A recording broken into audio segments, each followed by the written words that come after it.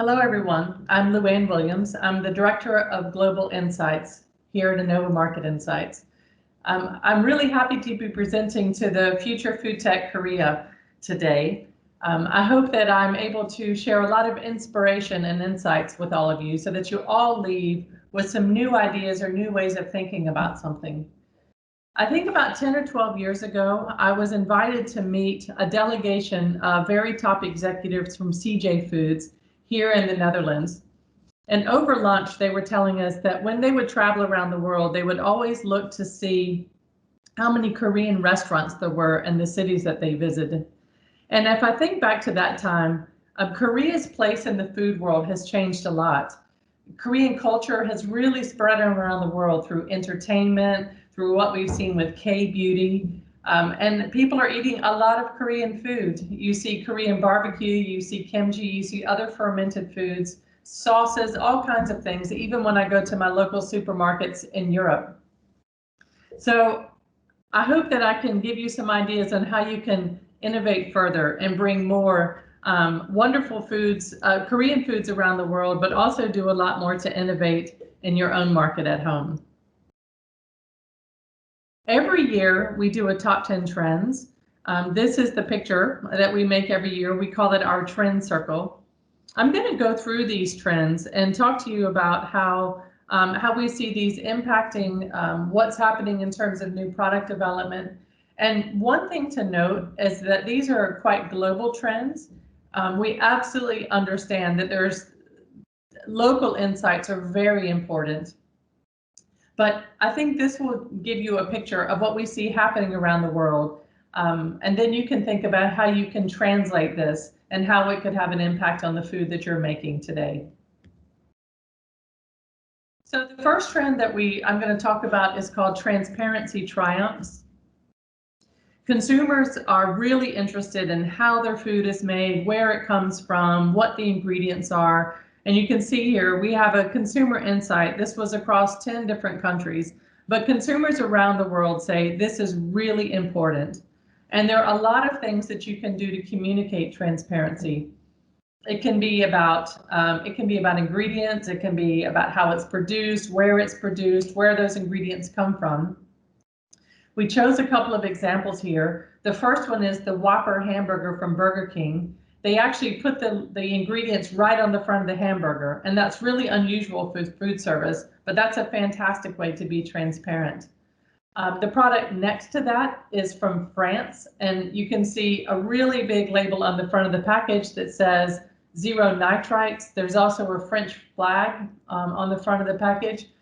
But again, and it also has a clear package. So this is very transparent. There's also little paragraphs of words to explain what this means, but it's a great way to communicate to the consumer that I'm going to tell you everything about this product.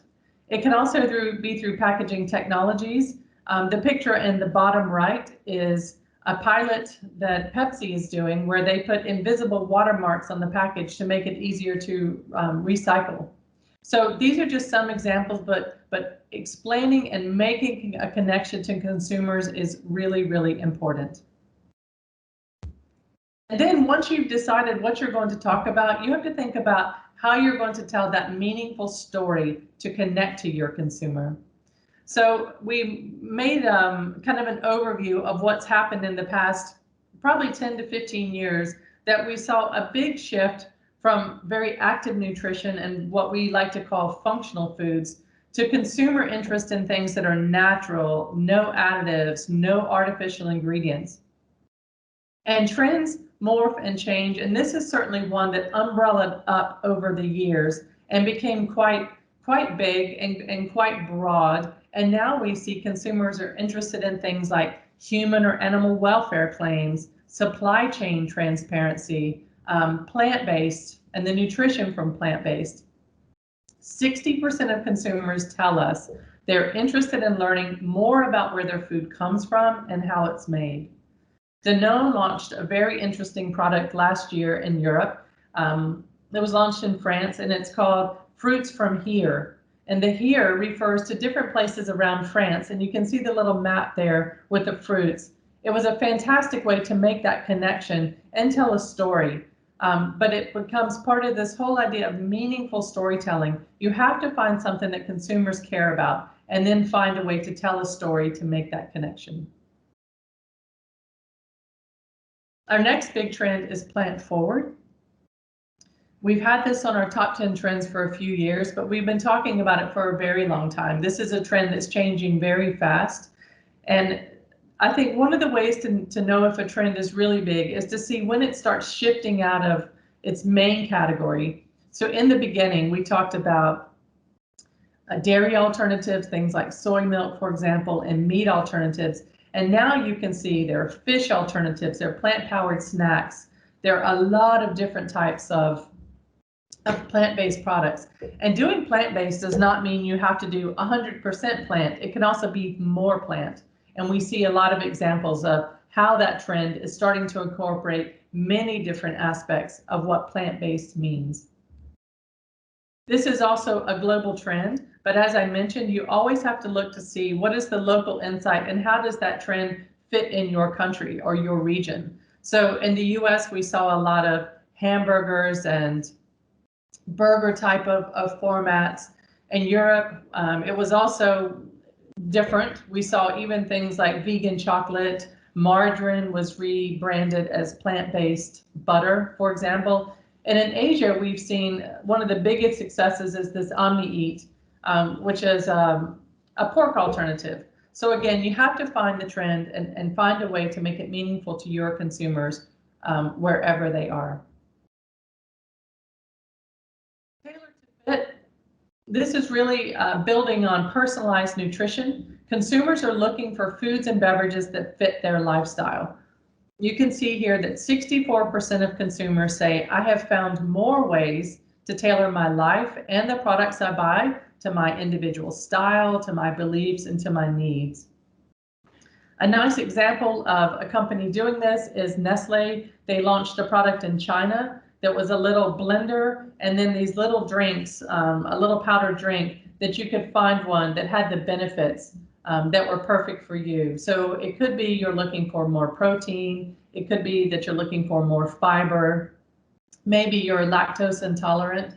But this is part of this bigger trend that consumers know they can have any food they want anytime. So finding that perfect food that fits into their lifestyle is really important. We also did a survey and we asked consumers, how would you prefer to have your nutritional experience personalized? And they say, number one was based on my nutritional needs. Number two is based on my lifestyle. People don't go on diets so much anymore, but it's more about lifestyle eating. And a couple of examples of where we've seen a lot of growth are things like keto, which is really a continuation, if you remember the Atkins diet. It's high fat, high protein diet. But we're seeing a lot of keto claims growing really fast. And there are a lot of people that say, I'm on keto or I follow keto. Some people might just want to eat all plant-based. You can see we've seen a 30% growth in plant-based claims. So again, it really is based on not just your nutrition, but also your lifestyle. And in some cases, it can also be based on your body composition. So consumers are looking for different ways to tailor the nutrition that they get. The example here is a little bar that contains adaptogens, and these are plant-based products that help your body deal with stress. They give you a little thing to wear. You have an app, and it will measure, and it'll say maybe you didn't get enough sleep last night, or it seems like your heart rate is a little bit higher. You should eat this bar today. So that's a really specific way, but technology will certainly drive what we see happening in personalized nutrition. The fourth trend is omnichannel eating. As I mentioned, consumers, they know they can have anything they want, anytime they want. Certainly over the pandemic, we've seen a big shift in consumers ordering much more from restaurants for home delivery. We've also seen new ways of restaurant delivery, curbside pickup, for example, in some countries. A third of consumers around the world said that they did order more from restaurants in the past year. But companies that can also use this to create a different strategy. The Impossible Burger was launched through food service, through Burger King, but now you find it in the grocery store. So finding that way to reach consumers is part of this new omni-channel eating. Other ways to do that is look at how do you make a connection with consumers based on, for example, consumers say, I did more home cooking using meal solutions. Here's an example of a meal kit from Korea. It's a great way to give a restaurant experience that consumers can also participate in making. It might be a flavor from food service and from a restaurant. These Lay's potato chips are a good example. Consumers say, I like to have a familiar element. So this is a hot chicken flavored potato chip, which comes from a restaurant. Or it might also be to work with food service to take those favorite products that consumers have been eating in restaurants and find a way to start selling those through retail. And this example of this tzatziki sauce is a product like that. The fifth trend is in tune with immune.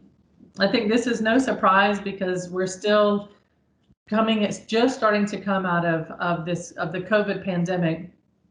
And a lot of consumers are now thinking a lot about their health and trying to think about how do they look for foods and beverages that support their immune health. 60% of consumers are looking for these products. And you can see some examples here where it's really clear that these are all products that boost immunity. There's a beverage, there's an oatmeal, and Danone owns the Alpro brand here, and you can see that they're also making plant-based beverages, which are also offering immunity support.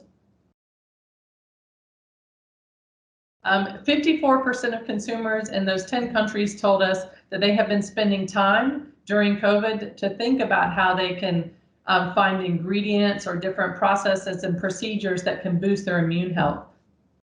The things that they think are most important are getting enough sleep, being healthy physically, so getting exercise, but also choosing foods that are naturally high in nutrients. That can be vitamins or minerals, antioxidants.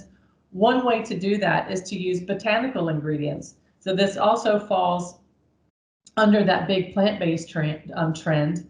And you can see a couple of examples here. Elderberry has become a botanical that's very much linked to immunity, but also products like honey and ginger are a great way to add a healthy halo. It's a plant-based ingredient that also adds a flavor, and it could also, in some cases, also add a color. So that also falls under the whole natural trend as well. Nutrition hacking. I have teenage children that are always talking to me about hacks, which is an easy way to do something. So 80% of consumers say they believe in progress in food and beverage through science. So part of that will be science-based claims around nutrition and other functional benefits that create a hack that make it really easy to get your nutrition. A great example of that is this Chobani product. For those of you who might have forgotten, Chobani is the Greek yogurt brand that went from 0 to $1.5 billion in sales in the United States and really changed the way Americans think and eat yogurt. So they're now launching plant-based products, and this product to me almost looks like a medical nutrition product. There are a lot of health claims on the front of the package. It's even called advanced nutrition yogurt. So this is a great way to find a really easy solution to adding a lot of nutrition in your life. As I mentioned, we've been looking and talking about this natural trend for 10 or 15 years. You all know about clean label and so on.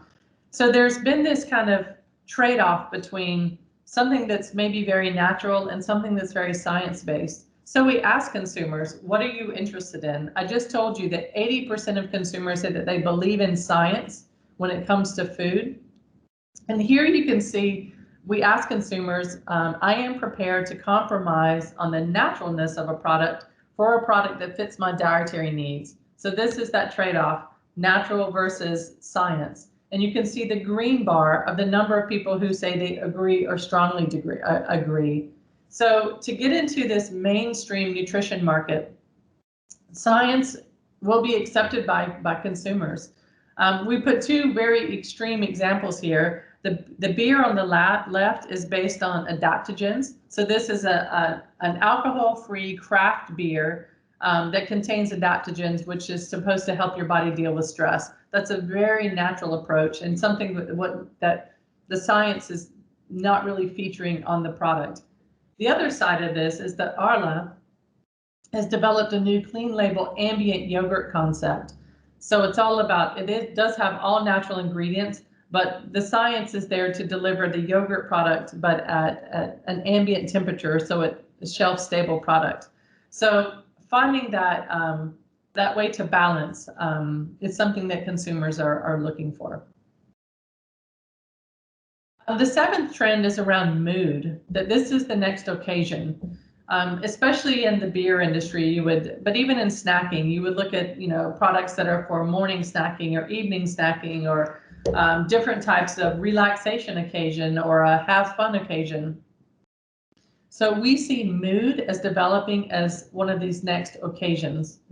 So if we look at the number of consumers that say that they have been working to take action to improve their health and well-being, 53% say they're looking at their physical well-being, 44% looking at their mental and emotional well-being, and 32% also at their spiritual well-being. So health is a lot more holistic than it used to be. It's not just about, dietary fiber. It's also about feeling good about what you eat, but also that your food is also makes you feel good.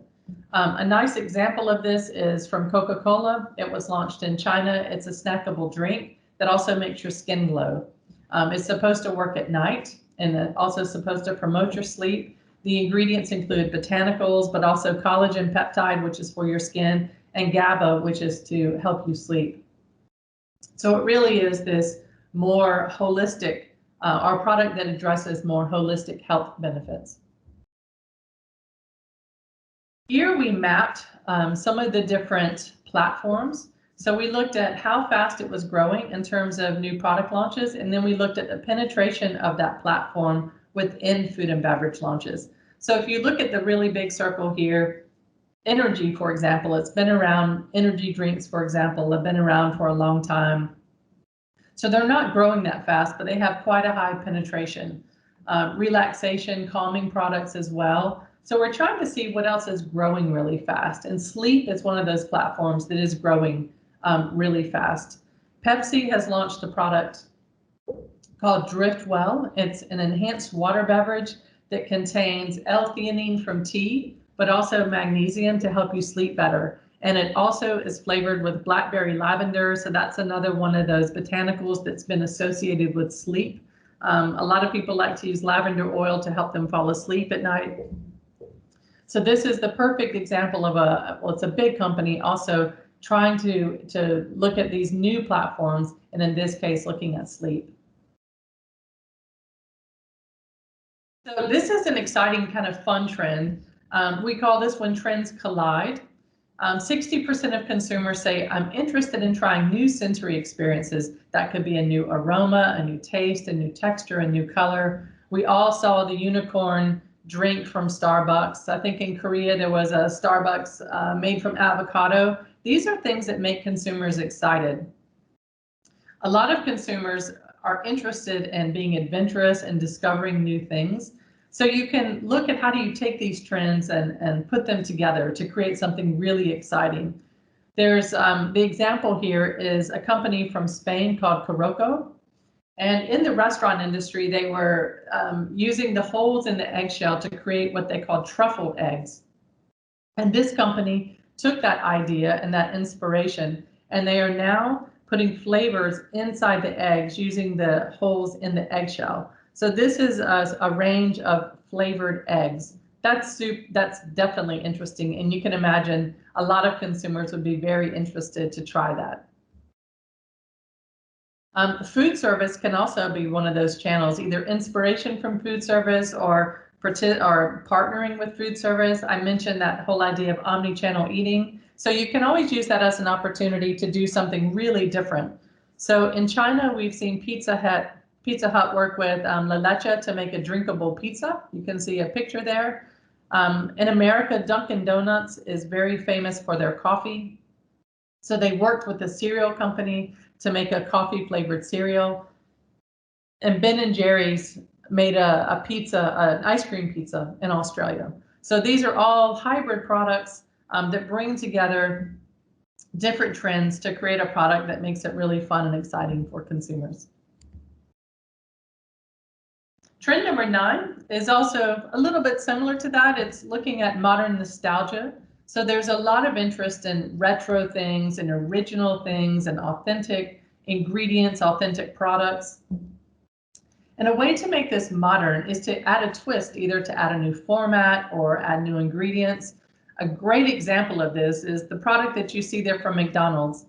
This little brown roll in the Netherlands, this is called a croquette. They're served at every party. Dutch people eat them all the time on bread or with mustard. So McDonald's took that idea and they made a vegetarian version, a version of it, a plant-based version of it. And you can see they made it into a hamburger shape. So this is a great way to take that product that everybody likes. It's really a nostalgia product and give it a modern twist. The product on the right is also reimagining flavors.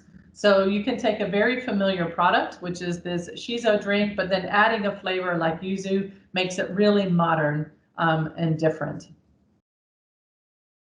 Some other examples are this Big Tom. It's a Bloody Mary drink.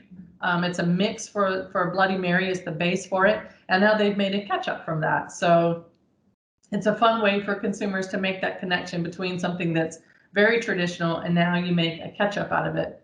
Another one is to create something very new. So you get a champagne sensation from this product here called Saisho, but it's not champagne. It's a non-alcoholic, but a sparkling cold brew tea. So while the texture, the sensation is very familiar, the ingredients and the way it's made is very different. So this is our way to explain modern nostalgia. And the last trend is really important because it's all about the influencers. How do you figure out why people are eating what they eat and what are they going to eat next? Of course, we know that consumers are looking at lots of different sources of inspiration. You can see on the right-hand side, we ask consumers around the world, what online sources do you use? It can be cookbooks, online cookbooks and recipes, TV shows, and also very much social media. So things like WeChat and Weibo in China, Instagram in Europe and the US. Food is the #1 topic on Instagram. I know in Korea, there's also been videos of people eating food. So there's lots of different ways to look at this. But at the end of the day, what really happens is that you have to find a way to figure out who is connecting with consumers and who is giving them the ideas and the inspiration on what to eat. There was an article in the Wall Street Journal a couple of weeks ago about how people are seeing different ways to drink Starbucks drinks on TikTok. And so they're going into Starbucks now and ordering these really complicated drinks that they saw on TikTok.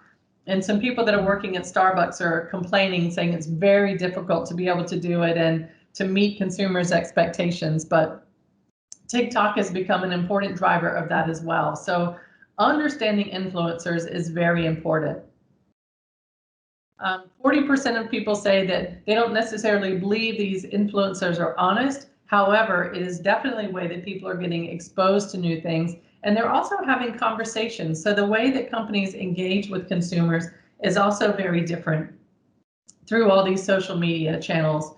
We just put a couple more examples here that in China, you have the key opinion consumers, for example, that make very elaborate tasting videos. And another way to do this is to think about what type of principles you're going to stand for. This is the product on the right is from the United States. It's a protein bar brand, and they have chosen women as one of their platforms and women empowerment. And so they seek to connect with women in many different ways and support women causes as another way to connect with their demographic. And this will also have an influence on who eats their product.